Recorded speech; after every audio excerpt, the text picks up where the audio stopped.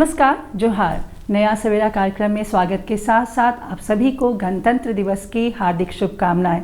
दर्शकों, कैसी विडंबना है, एक जगह हम गणतंत्र दिवस की खुशियां मना रहे हैं, वहीं अपनों के द्वारा बगावत किए जाने पे उसकी यातना भी झेल रहे हैं। दर्शकों, हम बात कर रहे हैं मुख्य धारा से भटके हुए लोगों की, जिस पे शिकंजा कसने के लिए केंद्र की सरकार हो या राज्य की सरकार हो, विभिन्न तरह की योजना चला रही है और इस योजना का लाभ भी हमें देखने को मिल रहा है। मुख्य धारा से भटके हुए लोग मुख्य धारा से जुड़ रहे हैं, साथ ही साथ मुख्य धारा से भटके हुए लोगों की वजह से जो भी खामियाजा हमें भुगतना पड़ा उसका भी विकास हो रहा है, यानी कि जो भी नुकसान हुआ था उसे भी सुधारा जा रहा है, उसकी भरपाई की जा रही है। दर्शकों, आज के अंक में हम आपको लिए चल रहे हैं कोडरमा में एक ऐसे विद्यालय में हम पहुंचेंगे जहां पे पुस्तकालय की अच्छी सुविधा दी जा रही है। पुस्तकालय यानी पुस्तकों का घर। कहते हैं कि पुस्तक सबसे अच्छा मित्र होता है, अगर उससे दोस्ती हो गई तो हम सही राह पे जरूर चलेंगे। तो चलिए रुक करते हैं कोडरमा, वहाँ चल के देखते हैं कि छात्राएँ जो हैं वो कैसे पुस्तकालय का लाभ उठा रही हैं और उनके जीवन में नया सवेरा का उदय कैसे हो रहा है। किसी भी प्रकार की सामाजिक बुराई को खत्म करना हो या अपराध को मिटाना हो तो शिक्षा को महत्व देना जरूरी है। जहां शिक्षा का अलख जगेगा वहीं अंधेरा मिटेगा। ऐसा ही कुछ हो रहा है कोडरमा जिले के कई प्रखंडों में, जहां पर सरकार के द्वारा पुस्तकालय का संचालन किया जा रहा है। खासकर नक्सल प्रभावित क्षेत्रों में पुस्तकालय का महत्व काफ़ी बढ़ गया है। नया सवेरा कार्यक्रम में आपका बहुत बहुत स्वागत है। मैं हूं आपके साथ नीरज। आज हम पहुंचे हैं कोडरमा जिला। एक समय ये नक्सल प्रभावित क्षेत्र था, यहाँ शिक्षा का घोर अभाव था, लेकिन पुस्तकालय बनने से यहाँ की छात्राएं किस प्रकार लाभान्वित हो रही हैं, पुस्तकालय से उनको विविध प्रकार की जानकारी कैसे हो रही है, देश विदेश के बारे में होने वाली घटनाओं की जानकारी कैसे हो रही है, आइए हम जानते हैं, हम उनसे बात करते हैं। पुस्तकालय का बहुत ही महत्व है, क्योंकि जब किसी भी विद्यालय में छात्राओं को अगर मन नहीं लगता है पढ़ाई में, और स्टूडेंट्स को जब कक्षा में बहुत सारी ये बातें हो रहती है, हल्ला भी सब करते हैं, तो जो पढ़ाई की इच्छुक रहती हैं वो लड़कियां वो यहाँ आके पढ़ भी सकती है और हम लोग पढ़ते भी हैं। बहुत सारी यहाँ इतिहास की भी किताबें हैं और मैथमेटिक्स, साइंस, ये सब सारी चीज़ें यहाँ उपलब्ध है। मेरा नाम खुशी कुमारी है, मैं कक्षा 10वीं की छात्रा हूँ। यहाँ पे बहुत तरह के पुस्तक हैं, जैसे कि खेल कूद, ये बाहर के कुछ नॉलेज यहाँ से मिलते हैं हमें। बहुत बच्चे ऐसे होते हैं कि पढ़ पढ़ के कुछ उनका माइंड डिस्टर्ब हो जाता है, तो यहाँ पे आकर के अपना माइंड को कुछ पढ़ाई से बाहर लेकर के जाते हैं। यहाँ पे पढ़ाई के अलावा भी बहुत सारी किताब है, महाभारत है, रामायण की है, मतलब यहाँ पे सिलेबस से बाहर है, खेल कूद, ये सब है यहाँ पे बुक। ये सब हमारे स्कूल से मिलता है। हमारे स्कूल से ये छात्रवृत्ति मिलता है, साइकिल मिलता है, और जिसका हम लोग पहले पढ़े थे तो साइकिल का पैसा आता है। उसके बाद फिर किताब, कॉपी, बैग मिलता है, और जूता, मोजा। सावित्रीबाई फुले पे मिलता है परियोजना 5,000। यहाँ का पढ़ाई लिखाई दूसरे स्कूल से अंतर्गत बहुत अच्छा है। मैं 11वीं क्लास की छात्रा हूँ। मेरा आर्ट्स है। आर्ट्स की पढ़ाई यहाँ पर हर सब्जेक्ट की टीचर हैं यहाँ पे। अगर टीचर नहीं है तो भी पढ़ाई होता है प्रोजेक्टर के माध्यम से, और प्रोजेक्टर चालू करने के लिए अगर टीचर नहीं है तो बच्चे को बता दिया जाता है चालू कैसे किया जाता है। हर उम्र के लोगों के लिए पुस्तकालय बनकर तैयार है। यहाँ हर उम्र के बच्चे, युवा, बुजुर्ग, सभी लोगों के पढ़ने के लिए अलग अलग जगह बनाया गया है। सभी पीढ़ियों को ध्यान में रखते हुए इस इमारत में पुस्तकालय बनकर तैयार है। यहाँ हर उम्र के लोगों के लिए मनोरंजन, साहित्यिक पुस्तकों के अलावा समाचार पत्रों का संकलन उपलब्ध होगा। क्योंकि हर सब्जेक्ट के टीचर अलग अलग माध्यम से हर चीज़ के अलग अलग बताते हैं, और बोर्ड पर जो बताते हैं वहाँ पर इससे ज़्यादा समझ आता है कि वहाँ पर जो टीचर समझाते हैं काफ़ी अच्छे से समझाते हैं। उसके बाद क्लास में भी समझाते हैं, नहीं समझ आने पर भी टीचर समझाते हैं। सर, यहाँ पे अभिवादन करने के अलग अलग तरीके हैं। सोमवार, मंगलवार, हर दिन के लिए अलग अलग अभिवादन करने के तरीके हैं। जैसे कि सोमवार को हो गया ताली बजाना, मंगलवार को हो गया जोहार। इस तरीके से हम टीचर का अभिवादन करते हैं हर अलग अलग दिन। यहाँ पे सावित्रीबाई फुले योजना के तहत राशि दी जाती है 5,000। हर क्लास को अलग अलग राशि दी जाती है। 11th को 5,000 दी जाती है। यहाँ पे पढ़ाई की भी बहुत अच्छी सुविधा है। पुस्तकालय है, फिर प्रयोगशाला है, और अभी हम लोग के लिए 11th क्लास साइंस के लिए ऑनलाइन क्लास स्टार्ट किया जा रहा है, क्योंकि अभी टीचर नहीं उपलब्ध होने के कारण ऑनलाइन क्लास स्टार्ट हो रहा है। इसके तहत हम लोग बहुत अच्छे से सीख रहे हैं, और हम लोग को सर पढ़ाते हैं, तो उससे अच्छा से समझ में आता है। मेरा नाम संगीता कुमारी है। मैं कक्षा 11वीं की छात्रा हूँ। हमारे विद्यालय का नाम +2 परियोजना बालिका उच्च विद्यालय है, कोडरमा से। और ये स्कूल बाकी स्कूल के मुकाबले बहुत अच्छा है, क्योंकि यहाँ पढ़ाई की सुविधा बहुत अच्छी है। पढ़ाई के अलावा यहाँ और भी बहुत कुछ है, जैसे ICT लैब है, वहाँ पे हम लोग को कंप्यूटर सिखाया जाता है, और लाइब्रेरी भी है जहाँ पे हम लोग पीरियड वाइज मतलब पढ़ने के लिए भी आते हैं, और साइंस लैब भी है, वहाँ पे प्रैक्टिकल करवाया जाता है, और खेल कूद भी होता है, गेम वगैरह सब कुछ होता है यहाँ पे। और बहुत सारे लाभ भी प्राप्त होते हैं सरकार के द्वारा, जितने भी लाभ आते हैं हम लोग के लिए वो सब प्राप्त होते हैं। जैसे कि सावित्रीबाई फुले योजना वाला सबको मिलता है। क्लास 11th को 5000 और 10th और 9th को 2500 मिलता है। इस हिसाब से सारे बच्चे अच्छे से यहाँ पढ़ते हैं, और यहाँ सुविधा भी बहुत अच्छी है। लड़कियाँ लोग पढ़ती है तो उन लोग के लिए मतलब सेफ्टी भी है बहुत ज़्यादा, और बाकी स्कूल के मुकाबले हमारा स्कूल बहुत बेहतर है। Thank you. मकसद सिर्फ यही है कि नक्सलवाद को ख़त्म कर शिक्षा का प्रचार प्रसार करना, यह बहुत ज़रूरी है। यहाँ प्रतियोगिता परीक्षा से जुड़े युवा तैयारियों के लिए पहुँचते हैं। यहाँ पुस्तकों के संग्रह के साथ साथ बिजली, इंटरनेट, वाईफाई की सुविधा भी प्रदान की जा रही है। मैं आराधना कुमारी उत्क्रमिक +2 परियोजना बालिका उच्च विद्यालय कोडरमा की छात्रा हूँ। मैं अभी क्लास 11th में हूँ, और यहाँ पे बहुत सारी सुविधाएं हैं, और प्राइवेट स्कूल के जैसा भी है, और उससे भी बहुत अच्छा है। यहाँ पे क्लास 11th के लिए साइंस टीचर नहीं थे, पर यहाँ पे ऑनलाइन क्लास की सुविधा की जा रही है, जिससे सभी छात्राओं को बहुत ज़्यादा लाभ हो रहा है। क्योंकि अगर टीचर नहीं है तो हम लोग ऐसे ऑनलाइन क्लास के हेल्प से हम लोग पढ़ सकते हैं, टीचर नहीं आने के बावजूद भी। यहाँ पे सफाई मंत्री है, सफाई उसका ध्यान रखती है। फिर सारे खेल कूद होता है यहाँ पे। लाइब्रेरी है, लाइब्रेरी में हम लोग को बहुत ही मतलब अलग अलग चीज़ें हम लोग पढ़ सकते हैं, डिस्कशन कर सकते हैं, इससे हम लोग को ज़्यादा हेल्प होता है। और सर उससे बहुत फ़ायदा। और अगर टीचर नहीं है तो हम लोग उससे खुद से भी पढ़ सकते हैं। हम लोग को खुद से बताया गया है कैसे करना है, तो हम लोग खुद से जाके चालू करते हैं और फिर उससे पढ़ते हैं। और सर एनिमेशन रहता है, तो एनिमेशन की सहायता से हम लोग उससे ज़्यादा सीखने को मिलता है। सर यहाँ के सारे शिक्षक बहुत अच्छे हैं, उनका व्यवहार भी बहुत अच्छा है। अगर हम उनसे कुछ दोबारा पूछते तो वो खुद बोलते हैं कि अगर हम लोगों को कोई दिक्कत आ रही है पढ़ाई में तो खुद हम लोग मतलब पूछें, इससे ज़्यादा नॉलेज बढ़ता है।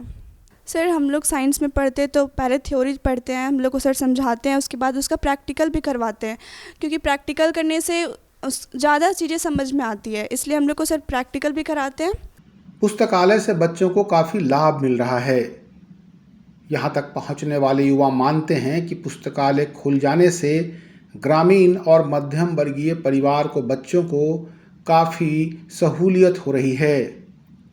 यहाँ बच्चे पढ़ाई के साथ साथ प्रतियोगी परीक्षाओं की भी तैयारी करते हैं, और वाईफाई की सुविधा से ऑनलाइन क्लास से भी उन्हें जुड़ने का मौका मिल पाता है। मेरा नाम जूली कुमारी है। मैं उत्क्रमित +2 परियोजना बालिका उच्च विद्यालय से हूँ। हमारे विद्यालय में बहुत ही विकास हुआ पहले के अगर जरिए देखा जाए तो, क्योंकि यहाँ पे हम आर्ट्स के स्टूडेंट हैं, यहाँ पे रेगुलर क्लास होता है, एक पीरियड भी मिस नहीं होता है। अगर कोई टीचर एब्सेंट है तो इसके जगह पे प्रोजेक्टर ओपन कर दिया जाता है वहाँ पे, और उनका लेक्चर हम लोग सुन सकते, ताकि टीचर प्रेजेंट नहीं है तब भी हम लोग देख सके। अन्य स्कूल से देखा जाए तो यहाँ का एनवायरनमेंट और शिक्षा बहुत ही अच्छा है, क्योंकि अन्य स्कूल में टीचर प्रेजेंट नहीं होने पे बहुत ज़्यादा ये हो जाता है, और यहाँ पे नहीं है फिर भी कोई दूसरे टीचर आके पढ़ा सकते हैं। कोई अगर नहीं समझ में आता है तो हम लोग चल जाते हैं, टीचर बेहिचक पढ़ा देते हैं। मेरा कार्य है कि सभी क्लास में जो होमवर्क मिलते हैं और मॉनिटर्स के तहत बांटा गया मॉनिटर सारे क्लास में, इसके कॉपी जमा होते हैं। और शिक्षा में टेस्ट जो होता है, वीकली टेस्ट होता है, उसको देखना।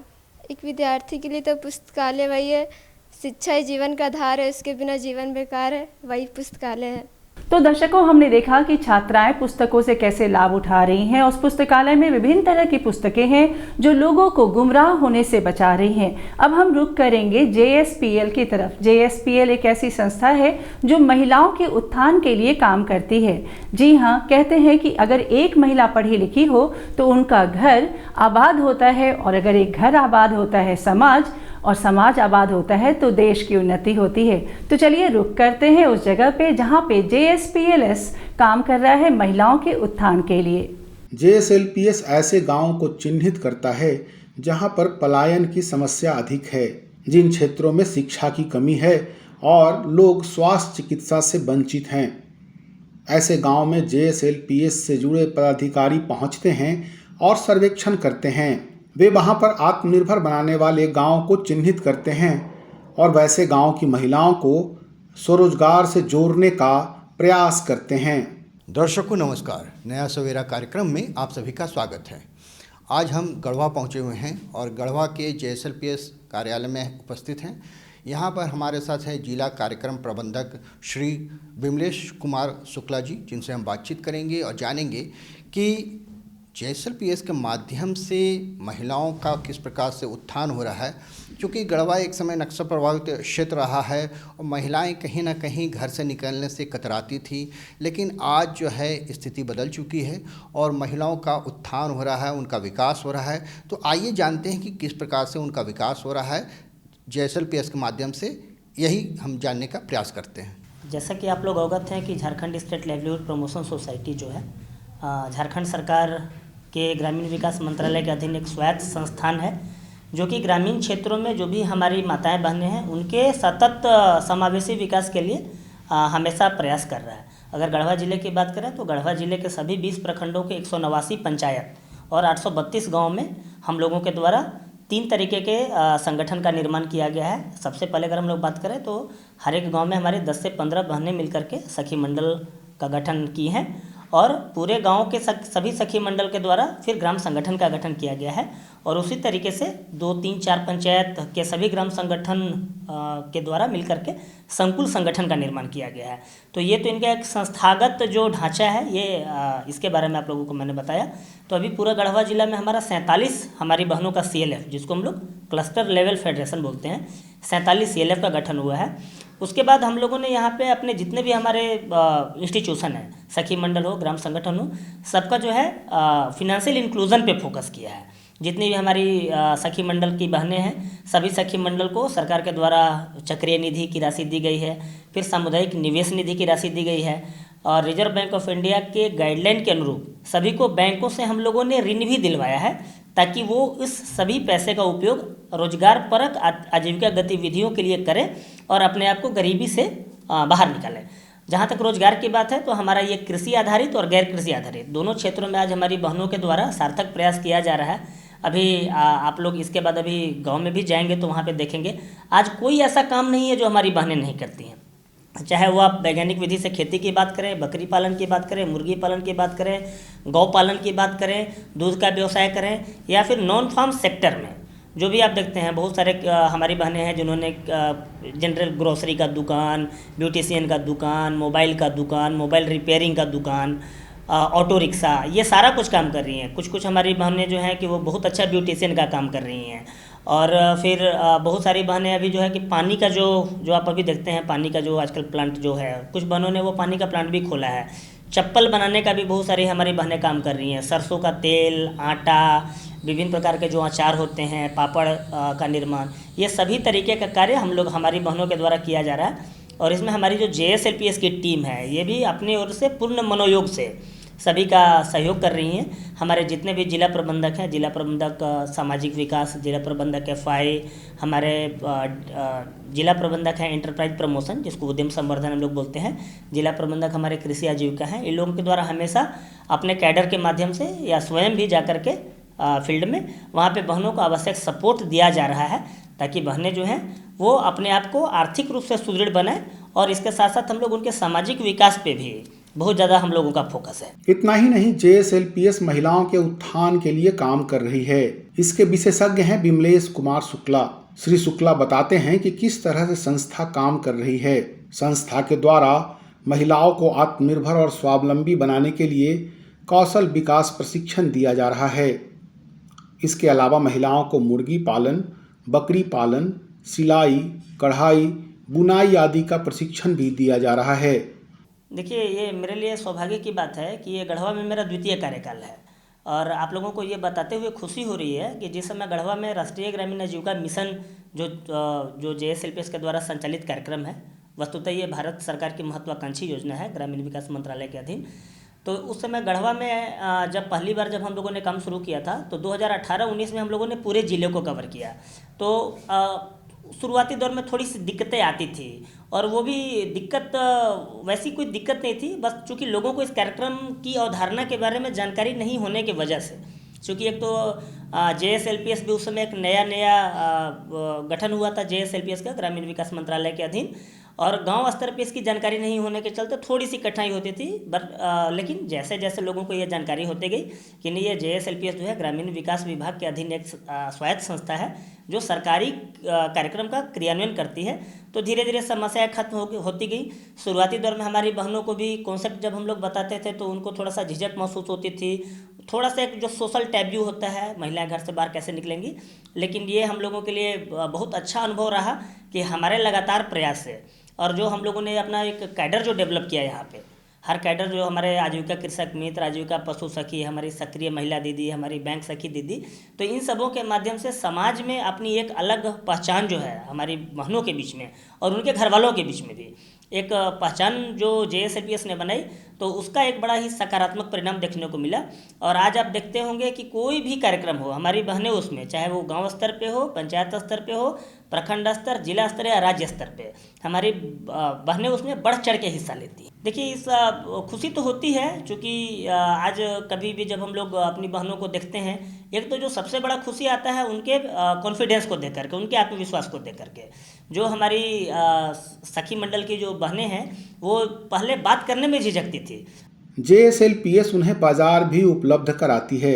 JSLPS युवतियों महिलाओं को स्वावलंबी बनाने के लिए रोजगार से जोड़ने का प्रशिक्षण देती है, ताकि वे प्रशिक्षित होकर दूसरों को भी प्रशिक्षण दे सकें। महिलाओं के द्वारा जो उपयोगी सामग्री तैयार की जाती है या जो पशुओं को पालन पोषण कर उसको अगर बाजार में बेचने की ज़रूरत पड़े तो भी JSLPS के द्वारा मदद किया जाता है, ताकि अच्छी खासी आमदनी महिलाओं को मिल सके। देखिए, खुशी होती है, खुशी होना स्वाभाविक भी है, और सबसे बड़ी खुशी तो ये होती है कि जो बहनें हमारी पहले घर से निकलने में झिझकती थी, वो आज जो है कि पूरे आत्मविश्वास के साथ घर से बाहर निकलती हैं, विभिन्न स्तर पर जा कर के बातें करती हैं, चाहे वो कोई भी प्लेटफॉर्म हो, बैंक हो, ब्लॉक हो, पंचायत हो, अंचल हो, यहाँ तक कि हमारा जिला भी बहनें जाती हैं, पूरे आत्मविश्वास से बात करती हैं। तो ये कहीं ना कहीं आज JSLPS की ही देन है। और मैं आपको बताना चाहूँगा, मेरे लिए तो ये बड़ी गौरव की बात है कि इस जिले में ये मेरा दूसरा कार्यकाल है।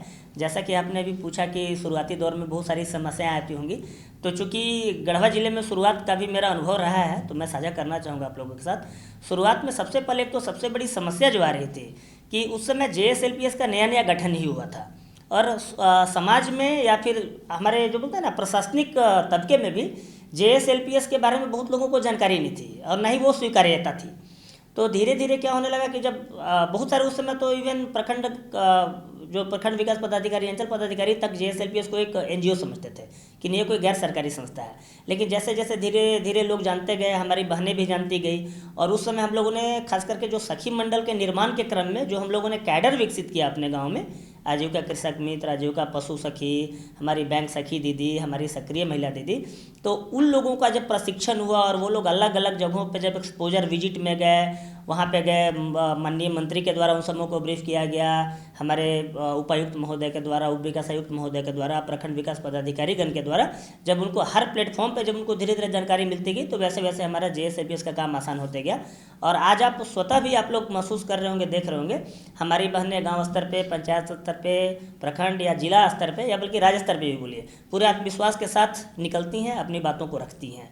और अभी हाल की ये घटना मैं बताना चाहूँगा, अभी निर्वाचन के क्रम में एक दिन उपायुक्त महोदय के द्वारा स्वीप जो होता है, systematic voter education and electoral participation programme के तहत हमारे जब बहनों से बात की जा रही थी, तो हालांकि उस समय का मैं बताऊँ, बहनों में इतना उत्साह था और बहनें जो है उपायुक्त महोदय से खुद बात की और उसी के वजह से आज हमारा गढ़वा जिले का वोटिंग परसेंट जो है विधानसभा चुनाव में वो 5% बढ़ा लोकसभा चुनाव की अपेक्षा में। तो निश्चित रूप से खुशी होती है अपनी बहनों के बढ़ते हुए आत्मविश्वास को देख करके, उनके बढ़ते हुए आर्थिक उन्नति को देख करके खुशी होना स्वाभाविक भी है। आगे की भविष्य की क्या योजना है, महिलाओं के लिए और क्या करना चाहेंगे? देखिए अभी अच्छा महिलाओं का विकास की जहाँ तक बात है, हम लोग सार्थक प्रयास तो कर रहे हैं, लेकिन इस प्रयास को अंतिम रूप से सार्थक तभी माना जाएगा जब हम एक समाज में सकारात्मक बदलाव ला पाएंगे। ऐसी महिलाएं अपने और अपने परिवार का भरण पोषण अच्छी तरह से कर सकती हैं। वह अपने बच्चों को बेहतर स्कूल में दाखिला करा सकती हैं। इससे उनका जीवन स्तर ऊंचा उठेगा। इससे किसी भी परिस्थिति से निपटने के लिए उन्हें किसी का मुंह देखने की जरूरत नहीं है। इन तमाम बातों को JSLPS के अधिकारी ध्यान रखते हैं और गांव की महिलाओं को आत्मनिर्भर बनाने में हर संभव सहयोग प्रदान करते हैं। देखिए सिर्फ आर्थिक विकास ही एक हमारा आर्थिक विकास ही एकमात्र उद्देश्य नहीं है। आर्थिक विकास के साथ साथ हमें अभी सामाजिक विकास पर भी फोकस करना है। आज भी आप देखते होंगे गांव में बहुत सारी ऐसी अवधारणाएं हैं जो कहीं ना कहीं हमारे, खास करके मैं ये घरेलू हिंसा और ये बाल विवाह और भी जो अन्य कुप्रथाएं हैं उनको लेकर के भी हम लोग अभी फोकस कर रहे हैं, ताकि एक सामाजिक आर्थिक विकास के साथ साथ एक सामाजिक विकास भी हमारा हो, हमारी बहनों का, तभी उसको हम लोग सार्थक रूप में उसको हम लोग विकास के रूप में परिभाषित करें। देखिए परिवर्तन तो उनमें आ रहा है, बट इस परिवर्तन की रफ्तार थोड़ी धीमी है। क्योंकि अगर हम आर्थिक विकास की ही बात करें तो हमारा तो अंतिम लक्ष्य यही है कि हमारे सखी मंडल से जुड़े हुए जितने भी हमारी बहनें हैं, लेकिन अगर हम लोग गढ़वा जिले की बात करें तो 12,000 से ज़्यादा समूहों का गठन हुआ है और लगभग में 1,37,000 से ज़्यादा बहनें जुड़ी हुई हैं इस हमारे कार्यक्रम से। तो हमारी तो बस यही कोशिश है कि जब तक हमारी हर एक बहन का कम से कम साल का इनकम हम 1 से 2 लाख रुपए कर पाएँ, तो यही एक हमारा अंतिम लक्ष्य है और इसमें हम लोग लगातार सार्थक प्रयास कर रहे हैं और भविष्य में हम लोग और भी अच्छा करेंगे। एक टीम वर्क के रूप में इसको आगे लेकर के जाएंगे और इसको अच्छा करके दिखेंगे। उसमें बस अपनी ओर से सभी बहनों को यही संदेश देना चाहेंगे कि सरकार की महत्वाकांक्षी योजना है, राष्ट्रीय ग्रामीण आजीविका मिशन हो या फूलो झानो आशीर्वाद अभियान हो, ये सारा कार्यक्रम एकमात्र उनके लिए ही बनाया गया है और सरकार का भी यही अंतिम लक्ष्य है कि इन कार्यक्रम के जरिए हमारी सभी बहनों के जीवन में सकारात्मक बदलाव आए। और बहनों से बस मैं एक ही उम्मीद करता हूं और अनुरोध भी करूंगा कि ज़्यादा से ज़्यादा संख्या में कार्यक्रम से जुड़ें। अभी भी कुछ सुदूर क्षेत्रों में वैसी हमारी बहनें हैं जो इस कार्यक्रम से नहीं जुड़ पाई हैं, तो वैसी बहनों को भी मैं आह्वान करता हूं कि कार्यक्रम से जुड़ें। इसके साथ ही जो भी हमारे कैडर, जो भी हमारे आजीविका कृषक मित्र, आजीविका पशु सखी, हमारी सामाजिक आर्थिक सहायता दीदी जो इस कार्यक्रम से जुड़े हुए हैं, देखिए जहाँ तक JSLPS संस्था के रूप में जो प्रचार प्रसार की बात है, तो अब JSLPS को शायद कोई प्रचार प्रसार की ज़रूरत है नहीं। और जहाँ तक सरकारी कार्यक्रमों की बात है, खास करके JSLPS के द्वारा संचालित होने वाले कार्यक्रम हैं, तो इसमें हमारा मुख्यालय स्तर से ही सभी कार्यक्रमों का प्रचार प्रसार जो है कि अलग अलग प्लेटफॉर्म पे किया जा रहा है। जैसे मुख्य रूप से अगर देखा जाए तो हमारे द्वारा जो भी कार्यक्रम क्रियान्वित किए जा रहे हैं उसमें हमारे एक केंद्र सरकार का महत्वाकांक्षी मिशन है जिसको हम लोग राष्ट्रीय ग्रामीण आजीविका मिशन बोल रहे हैं। फिर हमारा राष्ट्रीय ग्रामीण आजीविका मिशन के अलावा फूलो झानो आशीर्वाद अभियान है जो हमारा झारखंड सरकार के द्वारा। तो सरकार के स्तर से भी, मुख्यालय के स्तर से भी इन सभी कार्यक्रमों के प्रचार प्रसार के लिए समाचार पत्रों के माध्यम से, अलग अलग हमारे दूरदर्शन के माध्यम से, अन्य चैनल के माध्यम से भी इसका प्रचार प्रसार किया जा रहा है। और सबसे बड़ी बात है, एक कार्यक्रम की विशेषता ये है कि हमारा प्रचार खुद बहनें ही करती हैं। आज के डेट में आप कहीं भी गांव में जाएंगे तो किसी भी बहन से पूछेंगे तो JSLPS को अब मुझे नहीं लगता है कि कोई प्रचार प्रसार की जरूरत है। तो दर्शकों, आज के अंक में गए हैं हम कोडरमा। वहाँ हमने देखा कि छात्राएं कैसे पुस्तकों का लाभ उठा रही है और उनके जीवन में नया सवेरा कैसे दस्तक दे रहा है। साथ ही साथ हम गए गढ़वा जिला। वहाँ हमने देखा कि JSLPS जो है वो महिलाओं के उत्थान के लिए कैसे काम कर रहा है और यही हमारी कोशिश है कि जिस जिले में जो काम हो रहा है वो आप तक पहुंचाएं, ताकि आप लोगों को गुमराह होने से बचाएं कि मुख्य धारा से जुड़े रहें। मुख्य धारा से भटकना यानी अपने आप पे कुल्हाड़ी मारना है। अगले अंक में फिर होगी अपनी मुलाकात कार्यक्रम नया सवेरा के साथ। आप सभी को पुनः गणतंत्र दिवस की हार्दिक शुभकामनाएं। नमस्कार, जोहार।